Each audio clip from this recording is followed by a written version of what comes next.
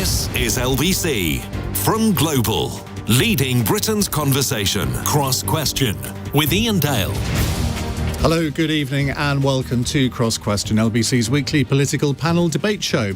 We'll be here in LBC's Westminster studio each Wednesday at 8 p.m. to answer questions from LBC listeners.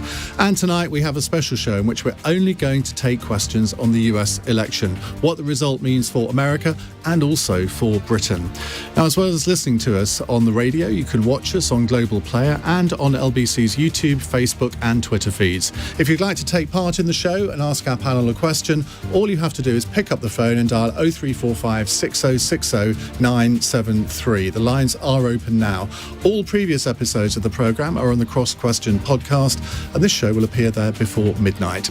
It's time to introduce our panel. In the studio here with me in Westminster and socially distanced are the playwright and author Bonnie Greer, the economics editor of The Spectator, Kate Andrews, the broadcaster, journalist and columnist James Delingpole joins us, and live from Washington, our very own Simon Marks. Welcome to you all. I think we should get on with our first question, don't you? It's from Terry, who is in Manchester. Terry, good evening. What would you like to ask? Hi. I'd like to ask, when, God willing, Biden wins on Tuesday, do you think Trump will go quietly?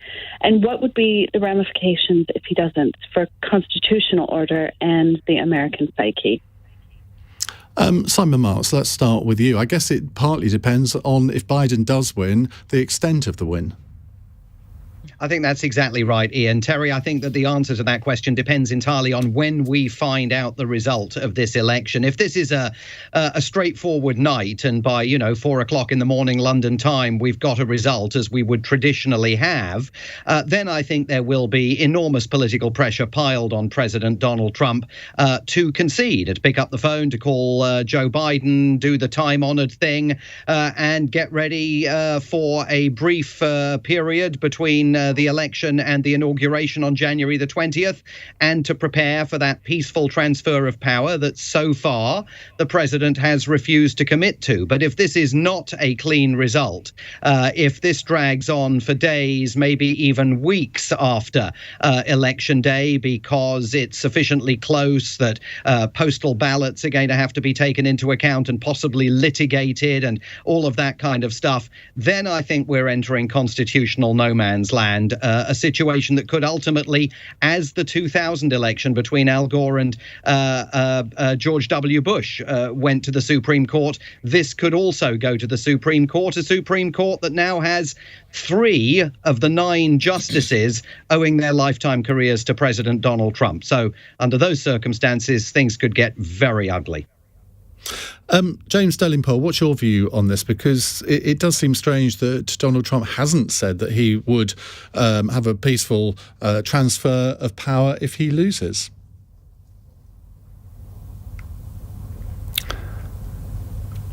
Don't think we've got James's. James, we can't hear you at the moment. I'll come back to you in a second when we've sorted that out. Kate Andrews, let's come to you. What's your view on that? I think we have to prepare for a messy process. The Republican and Democratic parties they've lawyered up to the hills, so they're prepared for this to go to the courts. But look, I have faith in Americans' institutions. I'm not sure I have faith in the procedures that have recently been put in place, and I think it could look like Donald Trump potentially wins on the night because of in-person voting, and then days later, as we count those mail-in ballots, we get a different result, and that could be very messy. But I do believe in the institutions of America and their ability to deal with this, and my suspicion is that if it becomes clear that Joe Biden has won, whether it's on the night or days later, that Donald Trump will concede and that he will go. I think that there's a lot of scaremongering around this to help turn out the vote, but actually, I don't see him hunkering down in the Oval Office, being removed by the military, as a very serious prospect of something that could happen in the coming weeks and months. Let's also not forget that Joe Biden himself, I think, has handled this much better than Donald Trump, but you have people like Hillary Clinton, who lost to Donald Trump in 2016, saying under no circumstances should you concede on the night, which would suggest, nobody's predicting it. But if Donald Trump has a landslide in the Electoral College, as he did last time, I could hear noises from the Democrats wanting to push back or push us into the courts as well. So I think it could be messy, but I have faith that come January next year, we're not looking at a coup-type situation, and I'm getting increasingly frustrated at people trying to undermine American institutions as if that's a likely possibility. Bonnie Greer, that's an interesting point, isn't it? Because this can work the other way around as well. If Donald Trump looks as if he's marginally won, when would Joe Biden concede? Has he been saying anything about that? Joe Biden, if we look at his history, would concede when he's understood that he's lost. That's the kind of guy he is. He's an institutionalist. And I agree. As opposed to institutionalized. Exactly. And I agree with, a lot of most of what Kate is saying. The Constitution decrees when the President of the United States is inaugurated. There is a time and there is a date. That's the end of it. Power transitions, and that's what happens. Donald Trump wants to give people the impression that something else is going to happen, but it's not. Because there is a date, isn't it? Is it January the 8th or something, where Congress has to declare the election result? It not in the Constitution. In the Constitution gives the time at noon of the January 20th, the president is inaugurated. Therefore, at 11:59, the incumbent is out of the door, period. And everybody knows that. Trump knows it, and it's all a lot of smoke.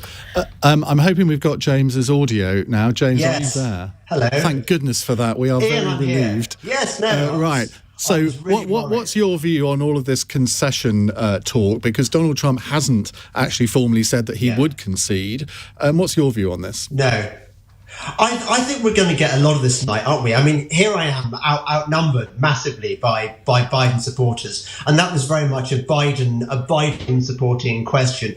I didn't really like the supposition, which was essentially Orange man bad. He's so evil that even when he's legitimately defeated in an election, he won't leave the White House. That's ridiculous. He's going to leave if he has legitimately been defeated, not otherwise. It's perfectly sensible that he should resist until he knows that he's out. But why hasn't he been able to say that? I mean, you said it. Why can't he? Listen, the God Emperor rolls in a particular way, doesn't he? I think it's not his style to concede unnecessarily. He doesn't play like a wimp. He plays hardball, and I respect him for that. Simon, you've heard what the others have said there. Do you really think there is a possibility that he could just say, I'm not going anywhere? Yeah, I mean, just on the timing, Ian, you are right. January the 6th, I think, is the date that the election is supposed to be certified. Although were there to be a dispute, Congress could agree to change that date. And then, as Bonnie said, inauguration takes place at high noon on January the 20th. I mean, look, I think this is classic Donald Trump behavior. There is absolutely no reason whatsoever that he, like every previous president of the United States battling for re-election, cannot tell the American public that if he loses, he will agree to a peaceful transfer of power. That word legitimately that James is using there is doing an awful lot of work in that sentence, because it depends entirely on what you view as a legitimate defeat. That would determine whether Donald Trump in his own mind stays or goes. But at the end of the day, if this is, as the polls suggest, a convincing result, there will be so much pressure piling on him from Republicans up on Capitol Hill who have supported him, and of course from the enormous number of disaffected Republicans backing organizations like the Lincoln Project that want to see him go, that I think at a certain point it would be impossible for him to resist that. All right, James, you will like this next question, I think. Terry, thank you very much for your question. Jane is in Liverpool. Hello, Jane. Hello. My question is, if Joe Biden wins, does the panel think he will manage to build on Donald Trump's efforts to bring peace to the Middle East? James, let's come. Is that one for me? I think that Joe Biden could be the new Barack Obama, who, you remember, his approach to peace in the Middle East was going out there and apologising. And just apologising for being America. And the Middle East wasn't impressed. They like a strong horse, not a weak horse, which is why, weirdly enough, President Trump has managed to secure this incredible peace deal in the Middle East with Israel and Bahrain and the United Arab Emirates, and I think Sudan has joined as well. Any other president would have gotten Saudi Arabia maybe too. For that. Yeah, exactly. Any other president, had it not been Donald Trump, would have been a shoo-in for the Nobel Peace Prize. But because it's Orange man bad, he doesn't get thanked for it. I'm sure that foreign policy-wise, generally, Biden is going to be infinitely weaker than Trump. He's going to be a massive disappointment. He's going to be, I don't know whether China's going to come up later on, but he's going to be sucking up for China. I think it's going to be very, very dodgy for the world. The world will be a less safe place with Biden in the Oval Office. Bonnie Greer, you and I and indeed Kate, we used to do a programme on CNN called CNN Talk, and I can remember on that where we would all actually sometimes give Donald Trump a bit of credit for his efforts on foreign policy.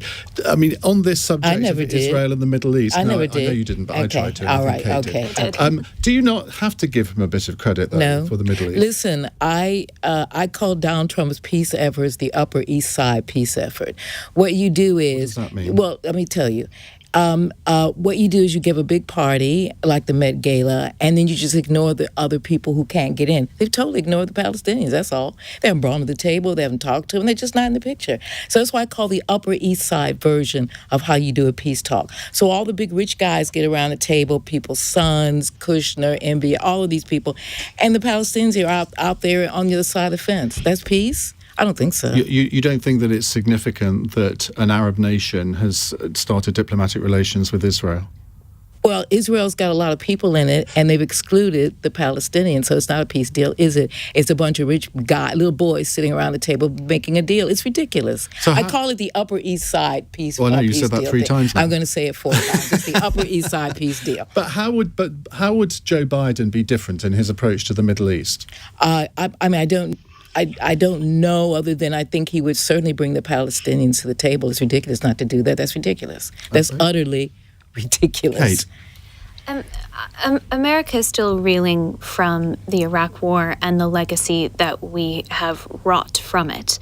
And I think James is right to compare the way we would speak about Barack Obama to how we speak about Donald Trump. Had Barack Obama secured this UAE, Bahrain, Israeli deal in which, as you say, Iain, Saudi Arabia is even considering joining, I have no doubt that it would have been the biggest news in the world. Even in COVID, it would have been the biggest news in the world, at least for a short period of time. He would be up for another Nobel Peace Prize. And the fact that Donald Trump did it means that it is either directly criticized or just not covered at all. Because we should remember that Barack Obama got the Nobel Peace Prize before he'd even become... He certainly did. He didn't do anything. Exactly. Right. He didn't do anything. It is truly remarkable to think about it in that way. And of course, Barack Obama and Donald Trump have some of the same foreign policy. They both were hitting the red button on drone strikes. When it comes to the U.S. border, both were had cages, frankly, set up to put people in when they came over the border illegally. But we talk about Barack Obama very differently than Donald Trump. Yes, Obama and Biden did institute those cages. Who put the people in the cages? And that's where we have to remember people live in the moment. Presumably make cages to put something. Yeah, but they weren't in it. They weren't there. And let me just say this. And let me just say, no, it's not splitting hairs. People live in the moment. They don't go back. I mean, I look at history. You look at history. We all do. People don't. And what they're looking at and why suburban women fled from him and why they're going to take him out this time is because they didn't want to see that picture was cruel. And Donald Trump never gets the message about that. Okay, I want to go to Simon Marks. I just want to bring some facts to the table here, Iain. I mean, first of all, absolutely Barack Obama and Joe Biden put people in cages. The difference was they didn't rip infants out of the hands of their parents. Secondly, the second Barack Obama won the Nobel Peace Prize, that no longer became an award worthy of anything because he'd done nothing in order to receive it. But thirdly, these agreements that have been struck between the US and 3 Arab states now, undoubtedly important though they are, have been completely oversold by President Donald Trump. This is a man who keeps maintaining that the blood was staining the sands of the United Arab Emirates and Bahrain. That is simply not the case. He has made peace successfully. Well done. You know, it's a good thing. But he's made peace between parties that were never at war. And as for Joe Biden and Barack Obama bringing the Palestinians to the table, look, the Palestinians have got a massive problem. They have been abandoned once again, not for the first time, by their Arab brothers and sisters. And I think it would be very difficult to resolve that situation while Joe Biden will want, I think, to capitalize on these agreements that Donald Trump has successfully struck. James, quick reaction from you. It's just absolutely glorious hearing what I said confirmed by at least two of the panelists. That a determination to represent even Donald Trump's incredible triumphs as something slightly tainted and not to be taken seriously. I think we're going to get used to this. This is the liberal left narrative on Trump. It's not going to change. Trump doesn't take them seriously. Right. It's not fair. Okay, let's go back to our questioner. Jane, what do you make of what you've heard? Well, Israel is a little country the size of Wales, and when it feels secure, then, and I think only then, will there be a chance of real progress for some justice for the Palestinians and also the Hebrew people, by the way. We are Arabs, and so they are also our brethren, and we have nothing against them. I have family in Israel, and everybody really wants peace, and at least... And do you think that Donald Trump is more likely to help bring this about than Joe Biden? Well, I don't know. That's why I asked the question, because I don't know much about Joe Biden. And, they could just be two imperfect people. So, I asked that question. Well, but what Donald Trump has started is little baby steps, towards helping all of the people in that area. I don't think we'll ever get complete peace in the Middle East. There's been warring going on for a very, very long time. We should and Israel's only part of it. Jane, thank you very much indeed. Two imperfect people. Well, isn't that a definition of a politician? I don't know. At LBC. 21 minutes past 8 is the time on LBC. A text from Neil who says, Simon Marks is a top correspondent. He deserves a Nobel Prize for balanced journalism. And no, I'm not his brother or father. That's not necessarily the verdict of my Twitter feed, Simon, it has to be said. It's a mixed bag, Ian. We're just going to have to live with it.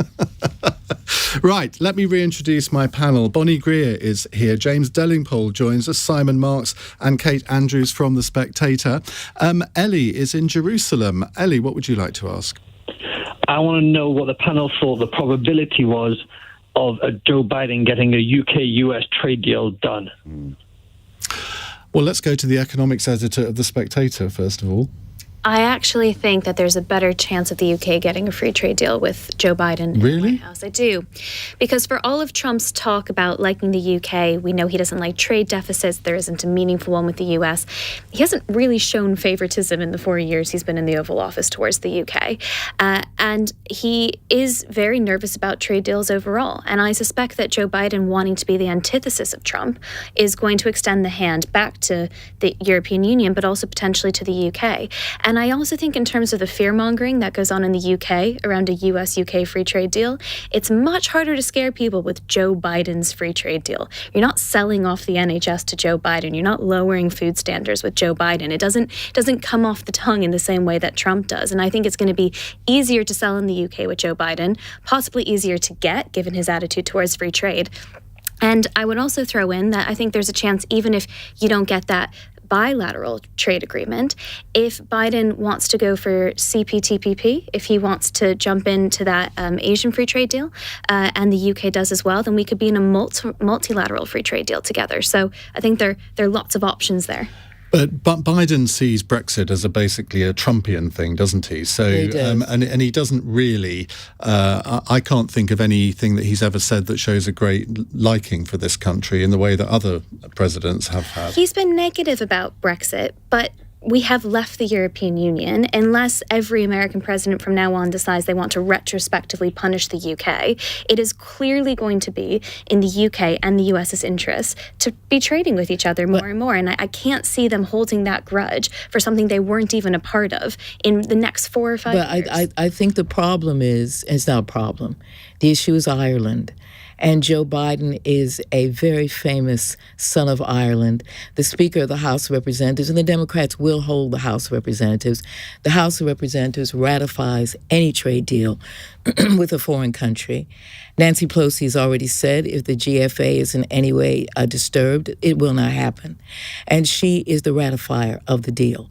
So Ireland has to be addressed. And this is important, isn't it? Because Donald Trump can do any trade deal he likes, but it does have to be ratified by Congress. It is ratified by Congress under the Constitution because a foreign trade deal is commerce between the states. And this is the purview of the House. And this is the business of the leader of the House. She has said more than once, if the GFA is disturbed or Ireland in any way, it's not going to happen. And there are no votes in the House of Representatives or the Senate that go against Ireland. And this is across the floor. James Delingpole, that is a fair point, isn't it, that Kate and Bonnie have made there, that this does have to be ratified by Congress. And whatever the result of the presidential race, I think we can all agree that it's unlikely that the Republicans are going to win back the House and maintain control of the Senate, both of those things. So could you concede that maybe a trade deal is more likely under Joe Biden? I think full marks for Bonnie there for exhuming the classic Remainer talking point about Brexit, that Ireland was the stumbling block. This was invented by the European Union to derail Brexit, basically. And so well done for taking us back on that nostalgia trip, Bonnie. I'm surprised by Kate's idea that somehow Biden is going to be more likely to give us. I mean, you're possibly quite right about Congress. I don't know about that, but if we're talking about the individual characters, I think Biden is very much part of that kind of globalist pro-EU faction, which will want to do what all the globalists and all the European Union wants to do, which is to punish Britain for its temerity in seeking independence from the shackles of the European Union. So I don't think he'll be inclined to give us any kind of trade deal anytime soon. President Trump, I mean, I take him at his word. He clearly loves Britain because of his Scottish mother and his golf courses. I think sometimes we don't reciprocate the love as we ought. I think our prime ministers tend to be much more standoffish towards Trump than he is to them. No, I think Trump is far more likely to give us the United States stick it to the globalists. But Bonnie, hang on. I want to hear from Simon, and then Kate wanted to come in, and then I'll come to you. Just to respond to what James is saying, Trump can't give you a trade deal because only Congress can ratify a trade deal. And so then he can't give you a trade deal, can he? He can't give you a trade deal because he won't be able to get it through Congress. The reality is that we talk here as though Joe Biden is some unknown figure in terms of the transatlantic relationship. Joe Biden, as early as 1982, was pulling Margaret Thatcher over the line here by backing her decision to go to war in the Falklands at a time when that was facing enormous amounts of hostility on Capitol Hill. He's been the former chairman of the Senate Foreign Relations Committee. This is a guy who is absolutely steeped in the bilateral relationship between the UK and the US. Now, clearly, he and Boris Johnson are going to have to find a modus vivendi for their relationship, but Britain and the government in Whitehall is going to start finding itself under a Biden presidency in a situation where it has to react not just to Joe Biden in the White House, but the Democrats in the ascendancy on Capitol Hill. That may change the contours for a trade deal, but I think it makes it highly likely that a trade deal will happen because if Joe Biden agrees one, he'll be able to get it through Congress. Kate? I think it speaks to Trump's power that James and other right-wingers now use the word globalist as an insult, because it really wasn't very long ago that people on the right recognized that free markets, free trade, and free people made us all far more prosperous and had their policies rooted in those ideas. So to say that because Joe Biden is globalist, we're not going to get a free trade deal, I think actually confirms to me that it's much more likely that we will. And we should say that you would self-identify as being on the right. Absolutely. And I have been a traditional Republican voter. I mean, apparently I'm told I cried when I was 6 when Bill Clinton was reelected. I ran around St. Andrews my first year at university in a self-made No-Obama t-shirt. I'm not exactly best friends with, actually, most of my friends are on the left, but politically speaking, I can't really say that I'm a Democrat. I'm just lending them my vote this one time round because I would love to return to the politics of Ronald Reagan, who would have been very keen to craft free trade deals around the world. It's Donald Trump who doesn't want And to. just quickly, I want to remind James and other Brexiters that unlike this, the United Kingdom, the United States exists under the Constitution.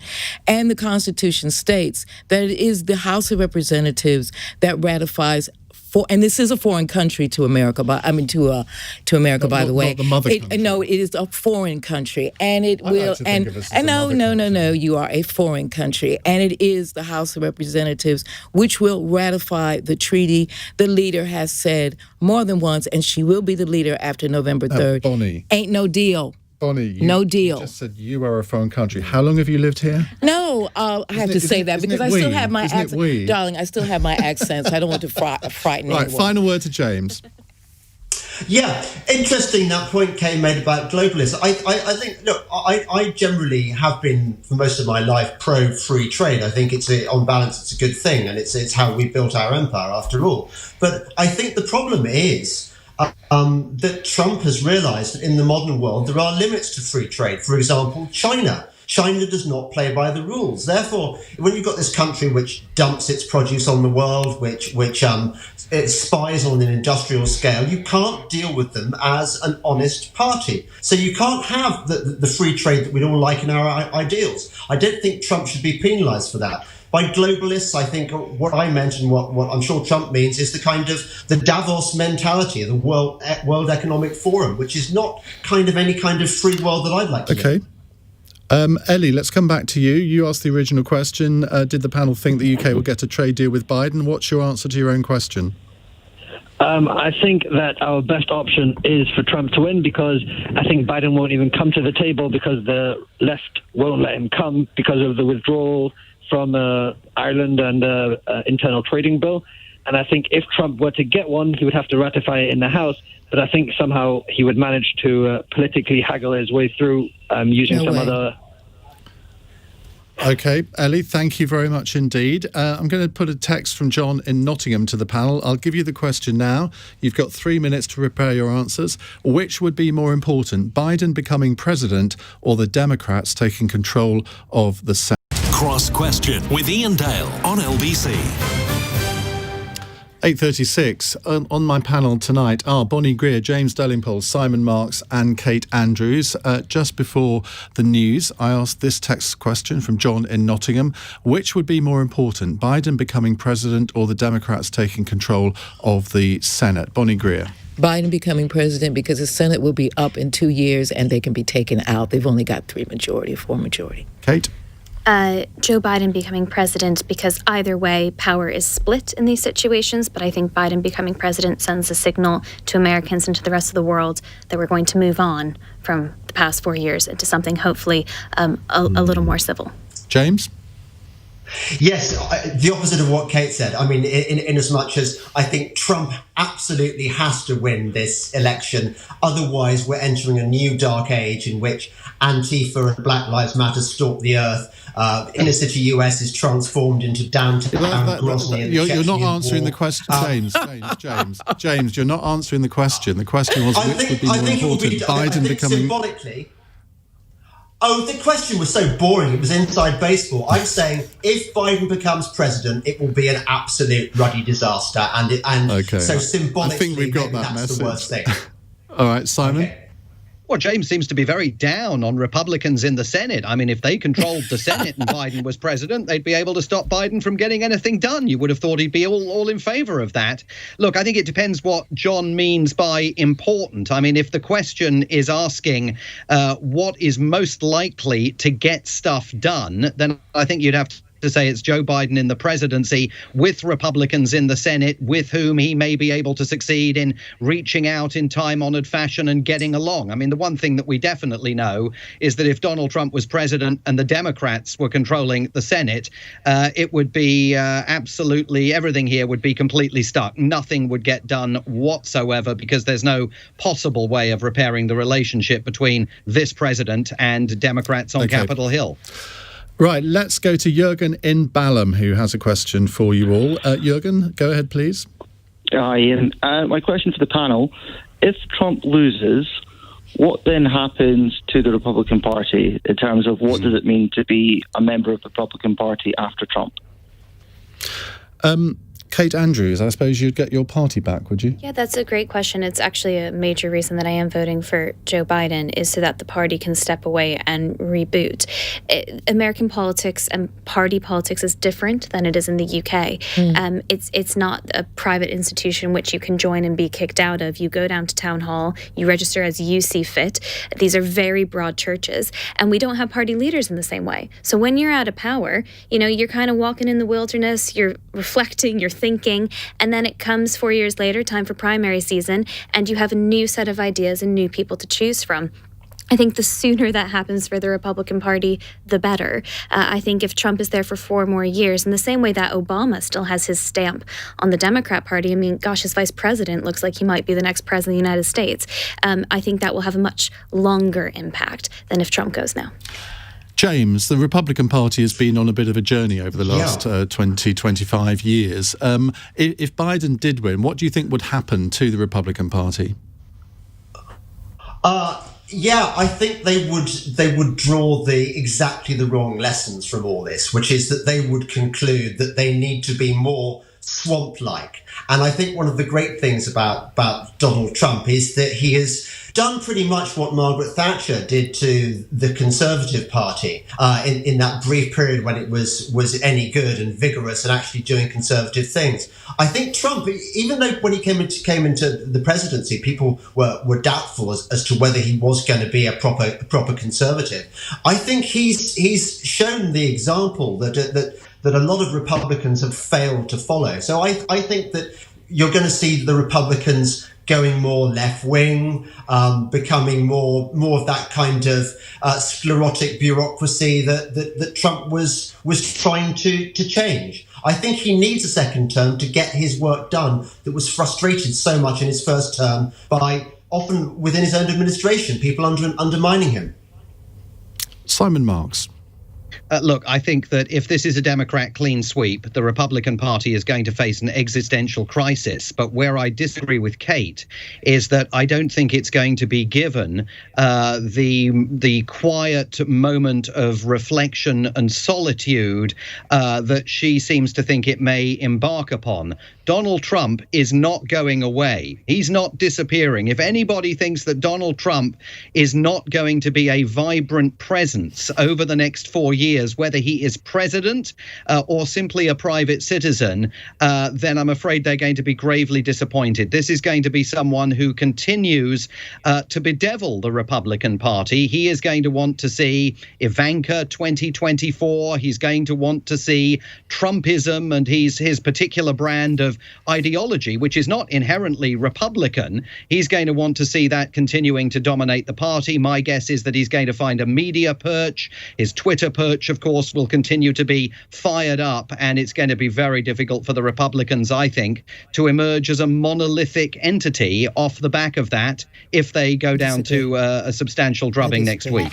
And Simon, he'll have lost. He'll have lost. That will be the major difference. He won't have this winner attitude anymore. And I actually think quite quickly the party may try to push him out as loud as he is because he won't be a winner anymore. I think that will make a difference. Donald Trump will be dumped like a hot potato by the Republicans if this man loses this election. And maybe the members of my family who were Republicans will rejoin the Republican Party. Donald Trump, there was a tape released today of his son-in-law, Jared Kushner, speaking to Bob Woodward, in which he says, this is Jared's own voice, this is now the Trump party. We're in charge of this. My father-in-law is on board. Donald Trump does not like to lose. He was not lying when he said to one crowd, I think I'll leave the country if I lose. He's not making a joke. I mean, I've known of Donald Trump for 30 years. He's been on TV for 30 years. This man will not like to lose. He will be gone, believe me.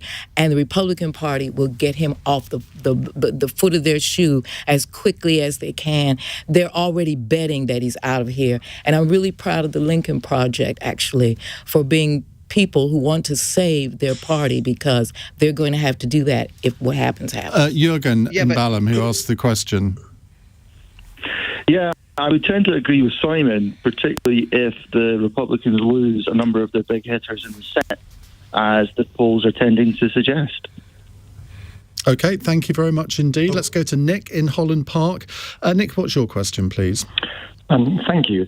My question is, which of the things that Donald Trump has actually done in the last 4 years would the panel particularly approve or disapprove of, as opposed to what he said? Oh, that's a good question.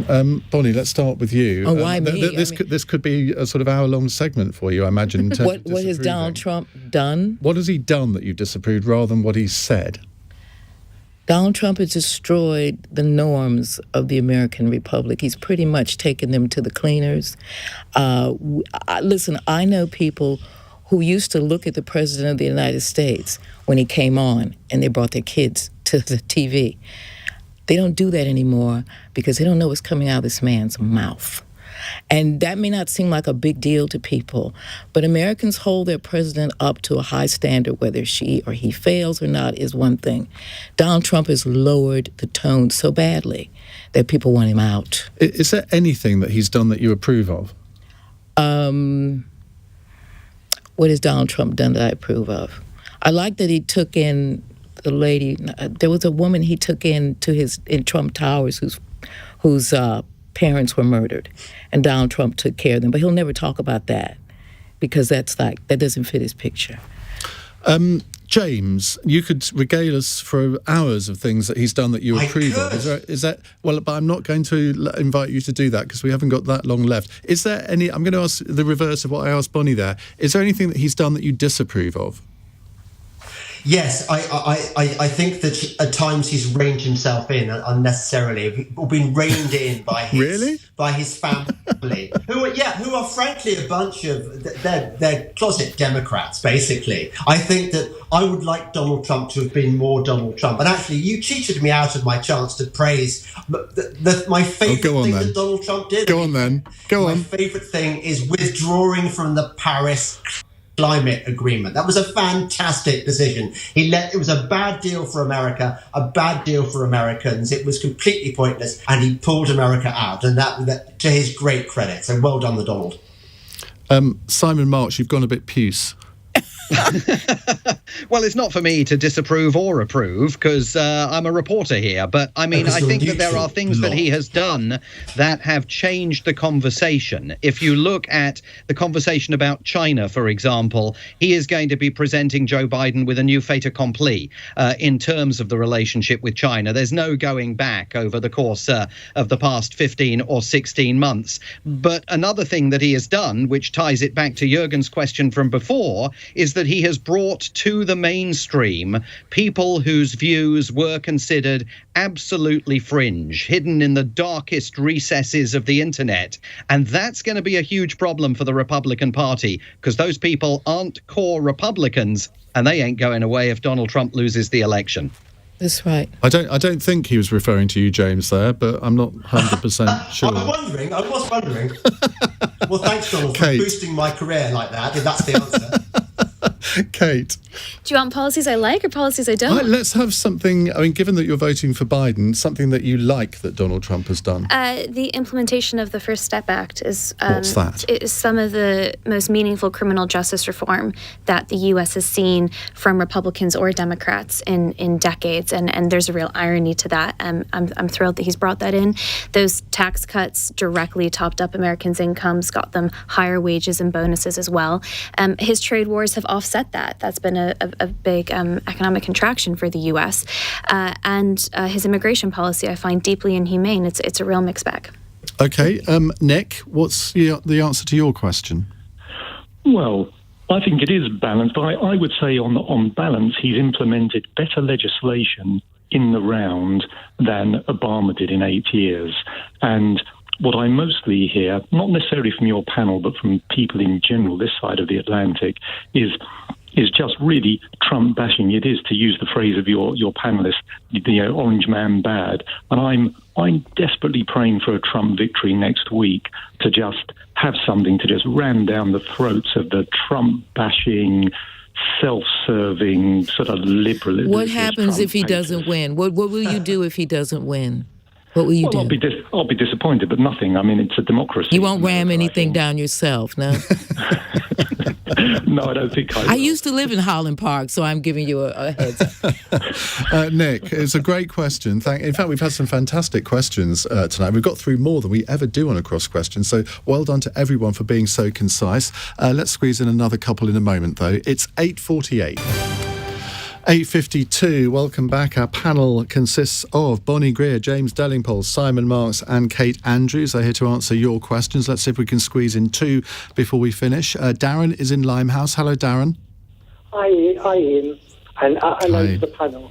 My question is come 2024, could there be a female president in America, and could it be Ivanka Trump? James Delingpole. I rather hope not, because I'm not a fan of the whole Trump family. I mean, Ivanka, she might as well be Hillary Clinton as far as I can see. Okay, she seems an attractive, reasonably intelligent woman, but she's a Democrat. So no, I wouldn't want to see Ivanka in the White House. Definitely not. Is there an American female politician that you might like to see in the White House? Ooh, let me think. That puts me on. Oh yes, I know exactly who I'd like to see. The governor of South Dakota. I've forgotten her name. The one who's performed best in coronavirus. Simon Marks, enlighten us who this person is. Yes, who is this? The governor of South Dakota, Kristi Noem. She's a huge supporter of Donald Trump. She's been on the campaign trail with him over the course of the last few days, but she is so emboldened, so much a figure within Trump world that, if he loses this election, I'm not entirely sure how she has political viability. I thought you were going to say Nikki Haley, James. Don't know enough about her. No, I like the one you mentioned, the South Dakota woman. She sounds cool. Well, Simon, obviously Joe Biden has a female vice presidential candidate. It's entirely possible that if he wins, she could be president by 2024 anyway. Yeah. Absolutely. I think that at the moment, if you were putting money on who is going to be the first female president of the United States, well, you wouldn't put the money down today, but you might after this election result. You'd probably put it on Kamala Harris, because I think there is every possibility that Joe Biden might not seek 4 more years in 2024, might hand over to her, might even hand over to her before the 2024 election. But, Ivanka Trump, I don't know. It depends. It goes back to that existential question about where the Republican Party is heading. No question that the Trump family will promote her. Bonnie Greer. What was the question? The question was, will there be a female president in 2024, and could it be Ivanka Trump? No. Yes. Yes, female president. No, not Ivanka. Who would you like to see as a female president? I'd like to see the person who probably be the vice president be the president. Okay. Kate? I'd love to see a female president in America. I think it's overdue. I hope it is not Kamala Harris. I'm ready to... You're just about to vote for her. How does that work? Look, I'm not popping champagne on the 4th of November if it turns out that they win in a landslide. When Joe Biden picked her as his VP, that made it even harder to cast my vote for him. Why? Her record on criminal justice in California's attorney general, locking up a lot of nonviolent offenders. I hope it's not her, but look, they've both come out and said that they've gotten things wrong in the past, something Donald Trump won't do. Maybe they're going to surprise me. I'm ready to be surprised. Do I think we could have a woman in 2024? Absolutely. I just hope it isn't specifically for the reason of gender, and that they're a credible candidate. That's what I care about. Darren, do you look forward to President Ivanka? Well, I have to be honest, she was like the first... I know that a lot of people talk about Kamala Harris. I don't follow the politics in America as much as you guys do, but I just had a feeling that if one of the kids was going to take charge, And the legacy of Donald Trump, if he can win, and people probably look at him as a guy who thought in 2024 that it'd be one of the main reasons why there was a first female president of America. OK, Darren, thank you very much. Final question on the programme from Adam in Westminster. Adam, go ahead. Good evening, panel. I'd like to ask the panel, what do they think is going to happen if Joe Biden wins more of the Electoral College votes, but Donald Trump wins more of the popular vote? Thanks. Joe Biden wins. Well, it kind of goes back to the first question in a way, doesn't it? Well, Bonnie, you stated the fact there, but I mean, what do you think Donald Trump would do? Because he would be in a difficult position because it would be the opposite of 2016. Hillary Clinton won the popular vote. She's not president. The president is the first winner of the Electoral College. Whoever makes 270 first is president-elect. Period. End of. I can't get 3 squillion popular votes, which is what's wrong with the American system, actually. But there you go. But James, I can see Donald Trump in those circumstances saying, yeah, but I won. I got more votes than anybody else, even though Hillary Clinton could have said the same thing in 2016.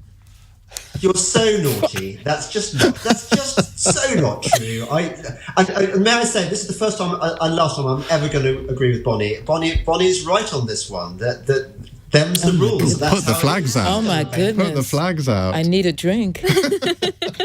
Delingpole has said this. Oh Lord. Your credibility is my goodness, it is actually. Simon Marks. I think the question raises a huge issue, Iain. There is a crisis in American democracy. The Electoral College is a crazy institution. The power of rural votes are much greater than the power of urban votes. And at some point, this country is going to have to deal with that. Absolutely right. Kate? I think the electoral system is a fantastic one that makes sure that people in New York and California don't dictate the president and the policies of a nation forever, and that politicians actually have to go speak to people in Iowa, in New Hampshire, and Georgia, and the rest. To Adam's question, I mean, I think it's the least likely scenario. I'm not sure we're going to be dealing with this question, but I would just come back to my faith in American institutions to pull this together.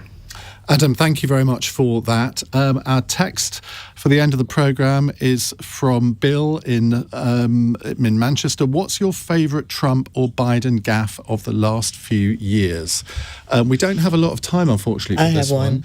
Simon Marks, you've been observing both for longer than you care to remember. I mean, there's so many to choose from with Donald Trump. I thought about Thailand. I thought about the defenestration of Kim Darroch, the British ambassador, which at the last minute he regretted. But I think you have to go with Yosemite. He was making a speech the other day, reading off a teleprompter, never his favorite thing to do. And he was talking all about America's gorgeous natural beauty. And instead of saying Yosemite, he pronounced it Yosemite. I think that's going to be hard ever to beat. Oh, I don't know. I think that's a bit of a weak one. Bonnie. I loved when he spent 5 minutes talking about herd mentality when he meant herd immunity. And he just kept going on and on about it. And I thought, what a lovely, lovely description of the people who follow him. And he just kept going on and on about herd mentality. Let's go to a member of the herd, James. Trump's he doesn't really do gaffes. They're always gaffes. Freudian slips. So Covfefe, for example, he turned what was a kind of a slip of his fingers on one of his late night tweets into something that was a kind of a new word that he invented. Now, Biden, on the other hand, is gaffe central and has been for so many years.